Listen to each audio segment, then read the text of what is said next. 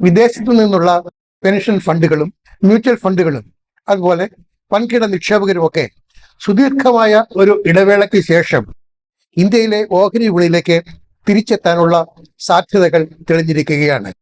ഈ സാഹചര്യത്തിൽ ആ സാധ്യതകൾ വിലയിരുത്തുകയും അതിന്റെ പ്രയോജനം പങ്കുവയ്ക്കുകയും ചെയ്യാനാണ് ഫോക്കസ് ഓൺ ഫൈനാൻസ് ഈ വീഡിയോയിലൂടെ ഉദ്ദേശിക്കുന്നത്.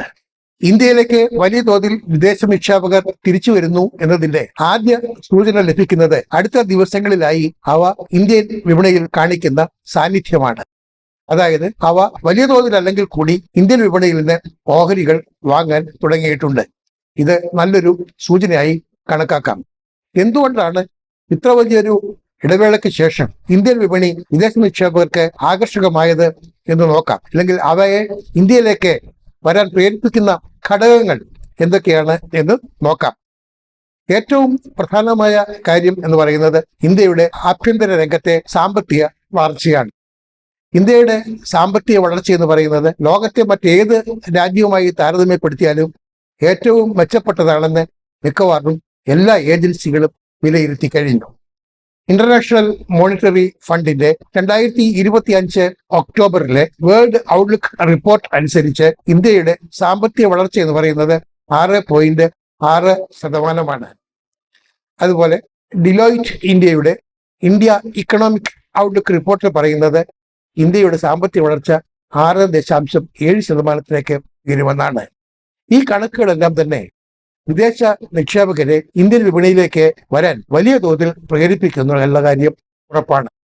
ഇവയ്ക്കൊക്കെ പുറമെയാണ് ഇന്ത്യക്ക് മേൽ അമേരിക്ക ചുമത്തിയിരിക്കുന്ന വലിയ തോതിലുള്ള ഇറക്കുമതി തീരുവയിൽ ഉണ്ടായേക്കാവുന്ന കുറവ്. ഉദ്യോഗസ്ഥ തലത്തിൽ പലവട്ടം ചർച്ചകൾ നടന്നു കഴിഞ്ഞു. ഇപ്പോൾ ചർച്ചകളെല്ലാം അതിന്റെ അവസാന ഘട്ടത്തിലാണ്. ഏതാനും ദിവസത്തിനകം ഒരുപക്ഷെ നവംബറിൽ തന്നെ ഇന്ത്യയും അമേരിക്കയും തമ്മിലുള്ള ഒരു സ്വതന്ത്ര വ്യാപാര കരാർ ഒപ്പുവയ്ക്കാൻ സാധ്യതയുണ്ടെന്നാണ് ഇപ്പോൾ ലഭിക്കുന്ന സൂചനകൾ. അങ്ങനെ ഒരു കരാർ സാധ്യമാവുകയാണെങ്കിൽ തീരുവയിൽ വലിയ തോതിലുള്ള കുറവായിരിക്കും ഉണ്ടാകുക. തീരുവ ഏതാണ്ട് 20%-ലേക്ക് അല്ലെങ്കിൽ 20% താഴേക്ക് പോലും എത്താനുള്ള സാധ്യതയുണ്ടെന്നാണ് പല നിരീക്ഷകരും പങ്കുവയ്ക്കുന്ന വിവരം.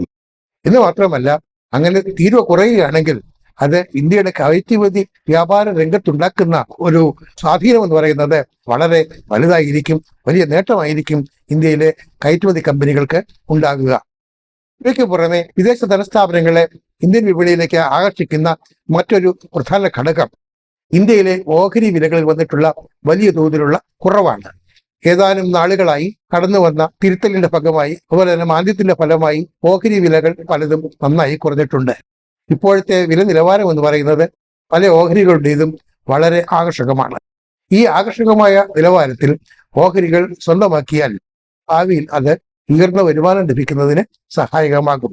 അതിനാൽ തീർച്ചയായിട്ടും വിദേശ ധനസ്ഥാപനങ്ങൾ ഈ അവസരം പ്രയോജനപ്പെടുത്തുമെന്നാണ് കരുതുന്നത്. ഇവയ്ക്കൊക്കെ പുറമെയാണ് കോർപ്പറേറ്റ് ഏർണിങ്സിൽ വന്നിട്ടുള്ള മാറ്റം. കഴിഞ്ഞ ഏതാനും ത്രൈമാസങ്ങളായി ഇന്ത്യയിലെ കമ്പനികളിൽ നിന്നുള്ള പ്രവർത്തന ഫലം അത്ര മെച്ചമായിരുന്നില്ല. പല കമ്പനികളുടെയും പ്രവർത്തന ഫലം പ്രതീക്ഷയ്ക്കൊത്ത് ഉയർന്നിരുന്നില്ല. അത് ഒക്കെ തന്നെ അതിന്റെ പ്രവർത്തന ഫലങ്ങളിൽ പ്രതിഫലിക്കുകയും ചെയ്തു. എന്നാൽ അതിൽ നിന്ന് വ്യത്യസ്തമായി ഇക്കഴിഞ്ഞ ത്രൈമാസ പ്രവർത്തന ഫലങ്ങൾ വന്നു തുടങ്ങിയപ്പോൾ പല കമ്പനികളും വളരെ മെച്ചപ്പെട്ട പ്രവർത്തനമാണ് കാഴ്ചവെച്ചിരിക്കുന്നത് എന്ന് ബോധ്യമായി. എന്ന് മാത്രമല്ല, ഈ സാമ്പത്തിക വർഷം അവസാനിക്കാൻ 2 ത്രൈമാസം കൂടി ബാക്കിയുണ്ടെന്നിരിക്കെ ആ ത്രൈമാസങ്ങളിലും വളരെ മെച്ചപ്പെട്ട തോതിലുള്ള പ്രവർത്തന ഫലം കാഴ്ചവെക്കാൻ ഈ കമ്പനികൾക്ക് സാധിക്കുമെന്ന പ്രതീക്ഷയാണ് പൊതുവെയുള്ളത്. ഇതും വിദേശ ധനസ്ഥാപനങ്ങളെ, പ്രത്യേകിച്ചും വിദേശ നിക്ഷേപകരെ ഇന്ത്യൻ വിപണിയിലേക്ക് ആകർഷിക്കാൻ വലിയ തോതിൽ സഹായിക്കുമെന്ന് ഉറപ്പാണ്. ഇവയ്ക്കെല്ലാം പുറമെയാണ് GSTയിൽ വരുത്തിയ യുക്തിസഹമായ പരിഷ്കാരം, അതുപോലെ തന്നെ ആദായ നികുതി നിയമത്തിൽ വരുത്തിയ പരിഷ്കാരം. ഇത്തരം സാമ്പത്തിക പരിഷ്കാരങ്ങളൊക്കെ തന്നെ ഇന്ത്യയുടെ വ്യവസായ മേഖലയിലും അതുപോലെ പൊതുജീവിതത്തിലുമൊക്കെ പ്രകടമായി തുടങ്ങിയിട്ടുണ്ട്. ഇതിന്റെ മെച്ചം സ്വാഭാവികമായും ഇന്ത്യയിലെ ബിസിനസ് മേഖലയ്ക്ക് ലഭിക്കുമെന്നതുകൊണ്ട് വിദേശ ധനസ്ഥാപനങ്ങൾക്ക് അത് അവഗണിക്കാൻ പറ്റില്ല. മറ്റൊന്ന്, US കേന്ദ്ര ബാങ്കായ ഫെഡറൽ റിസർവ് പലിശ നിരക്കിൽ വരുത്തുന്ന കുറവാണ്. ഡിസംബറിൽ വീണ്ടും ഒരു കുറവ് പ്രതീക്ഷിക്കുന്നുണ്ട്. അങ്ങനെ കുറവ് ഉണ്ടാകുമ്പോൾ സ്വാഭാവികമായും സംഭവിക്കുന്നത് അമേരിക്കയിലെ ട്രഷറി ബോണ്ടുകളിലും അതുപോലെ ബാങ്ക് നിക്ഷേപങ്ങളിലും നിന്ന് വൻതോതിൽ പണം പിൻവലിക്കപ്പെടാനുള്ള സാധ്യതയാണ്. അങ്ങനെ പിൻവലിക്കപ്പെടുന്ന പണം എവിടെയെങ്കിലും നിക്ഷേപിക്കണമല്ലോ. അങ്ങനെ നിക്ഷേപിക്കാൻ വിദേശ നിക്ഷേപകർ കണ്ടുവച്ചിട്ടുള്ള പ്രധാന വിപണികളിലൊന്ന് ഇന്ത്യയിലേതാണ്. ഇന്ത്യൻ വിപണിയുടെ ആകർഷകത്വമാണ് അതിന് പ്രധാന കാരണം. വിദേശ ധനസ്ഥാപനങ്ങളെ ഇന്ത്യയിലേക്ക് ആകർഷിക്കാനുള്ള മറ്റൊരു കാരണമെന്ന് പറയുന്നത് ഇന്ത്യയിലെ ചില വ്യവസായ മേഖലകളിൽ കണ്ടുവരുന്ന വലിയ തോതിലുള്ള വികസന പ്രവർത്തനങ്ങളാണ്. പ്രത്യേകിച്ചും banking, financial services, information technology, metals, domestic consumption തുടങ്ങിയ മേഖലകളിലൊക്കെ വലിയ തോതിലുള്ള വികസനമാണ് നടക്കുന്നത്. ഈ വികസനമൊക്കെ തന്നെ ഇവിടെ പ്രവർത്തിക്കുന്ന കമ്പനികളുടെ പ്രവർത്തന ഫലങ്ങളിൽ ഭാവിയിൽ പ്രതിഫലിക്കും. ഇക്കാര്യം അറിയാവുന്ന വിദേശ ധനസ്ഥാപനങ്ങൾ ഈ അവസരം പ്രയോജനപ്പെടുത്താൻ മുന്നോട്ട് വരാനുള്ള സാധ്യത വർദ്ധിച്ചിരിക്കുന്നു. ഇവയ്ക്കെല്ലാം പുറമെ ഇന്ത്യയിലെ ഓഹരി വിപണി വലിയ ഒരു കുതിപ്പിനുള്ള ഒരു ബുൾ ഫേസിലേക്ക് കടക്കുന്നതിന്റെ സ്റ്റാർട്ടിംഗ് പോയിന്റിലാണ്. ഈ തുടക്കത്തിൽ തന്നെ ഈ മുന്നേറ്റത്തിൽ പങ്കാളികളായില്ലെങ്കിൽ ഭാവിയിൽ ഉണ്ടാകുന്ന ലാഭത്തിന്റെ അല്ലെങ്കിൽ വരുമാനത്തിന്റെ പൂർണ്ണമായ പ്രയോജനം കിട്ടാതെ പോകും. ഇതറിയാവുന്ന വിദേശ ധനസ്ഥാപനങ്ങൾ ഈ ബുൾഫേസിന്റെ തുടക്കത്തിൽ തന്നെ ഇന്ത്യൻ വിപണിയിൽ എത്തുമെന്നുള്ള കാര്യം ഉറപ്പാണ്.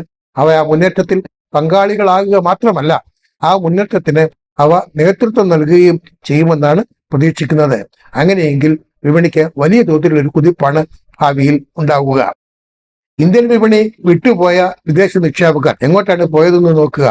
അവ പോയത് സൗത്ത് കൊറിയ, ചൈന, തായ്വാൻ തുടങ്ങിയ വിപണികളിലേക്കായിരുന്നു. എന്നാൽ ഈ വിപണികളിൽ നിന്നൊന്നും തന്നെ അവ പ്രതീക്ഷിച്ച തോതിലുള്ള ഒരു വരുമാനമോ നേട്ടമോ കൈവരിക്കാൻ ഈ വിദേശ നിക്ഷേപകർക്ക് സാധ്യമായില്ലെന്നതാണ് യാഥാർത്ഥ്യം. ഇപ്പോൾ ആണ് അതൊക്കെ ആ ബോധ്യം വൈകിയാണെങ്കിലും കൈവന്നിരിക്കുന്നത്. അന്ന് തന്നെ ചില നിരീക്ഷകർ ഇക്കാര്യം സൂചിപ്പിച്ചിരുന്നു. അതായത് ഇന്ത്യയാണ് ഏറ്റവും മികച്ച വിപണിയെന്നും ഇന്ത്യയെപ്പോലൊരു വിപണിയെ ഉപേക്ഷിച്ചു പോകരുതെന്നും അത്തരം നിക്ഷേപകർ ചൂണ്ടിക്കാട്ടിയിരുന്നു. അവയിൽ പ്രധാനി മാർക്ക് മോബിയസ് ആയിരുന്നു. വികസന വിപണികളിൽ ഏറ്റവും കൂടുതൽ നിക്ഷേപമുള്ള വിദേശ നിക്ഷേപകരിൽ ഒരാളാണ് മാർക്ക് മോബിയസ്. ഇന്ത്യയെപ്പോലൊരു വിപണി വിട്ടുപോകുന്നത് വിദേശ നിക്ഷേപകരെ സംബന്ധിച്ചിടത്തോളം ബുദ്ധിമോശമായിരിക്കുമെന്ന് അദ്ദേഹം ഓർമ്മിപ്പിച്ചിരുന്നു. എന്ന് മാത്രമല്ല, അദ്ദേഹത്തിന്റെ ആകെ നിക്ഷേപത്തിന്റെ 20% ഏറെയും അദ്ദേഹം നീക്കിവെച്ചത് ഇന്ത്യൻ വിപണിയിലേക്കായിരുന്നു താനും. മാർക്ക് മോബിയസിനെ പോലെ തന്നെ ചില വിദേശ അല്ലെങ്കിൽ രാജ്യാന്തര ഏജൻസികളും ഇന്ത്യൻ വിപണിയുടെ മെച്ചം എടുത്തു കാട്ടിയിരുന്നു. എന്നാൽ ഇതൊന്നും വകവയ്ക്കാതെയാണ് വിദേശ നിക്ഷേപകർ കൂട്ടത്തോടെ ഇന്ത്യയിൽ നിന്നും പലായനം ചെയ്തത്. അങ്ങനെ പലായനം ചെയ്തപ്പോൾ സംഭവിച്ചത് 2025 തന്നെ ഏതാണ്ട് 2 ലക്ഷം കോടി രൂപയ്ക്കുള്ള വിദേശ നിക്ഷേപമാണ് ഇന്ത്യൻ ഓഹരി വിപണിയിൽ നിന്ന് പിൻവലിക്കപ്പെട്ടത്. 24 മാസത്തെ കണക്കെടുത്താൽ ഏതാണ്ട് 3.5 ലക്ഷത്തോളം കോടി രൂപയുടെ വിദേശ നിക്ഷേപം ഇന്ത്യൻ വിപണിയിൽ നിന്ന് വിദേശ നിക്ഷേപകർ പിൻവലിച്ചതായാണ് കണക്ക്. ആ സ്ഥാനത്താണ് ഈ കഴിഞ്ഞ ഒക്ടോബറിൽ മാത്രം ഏതാണ്ട് 7000 കോടി രൂപയുടെ നിക്ഷേപം ഇന്ത്യൻ വിപണിയിലേക്ക് എത്തിക്കഴിഞ്ഞു. തുടർന്നുള്ള മാസങ്ങളിലും കൂടുതൽ നിക്ഷേപം എത്തുമെന്നും അതുപോലെ തന്നെ വിദേശ ധനസ്ഥാപനങ്ങളുടെ കൂടുതൽ പങ്കാളിത്തം ഉണ്ടാകുമെന്നുമൊക്കെയുള്ള പ്രതീക്ഷ ആണ് വിപണിയിൽ നിലനിൽക്കുന്നത്.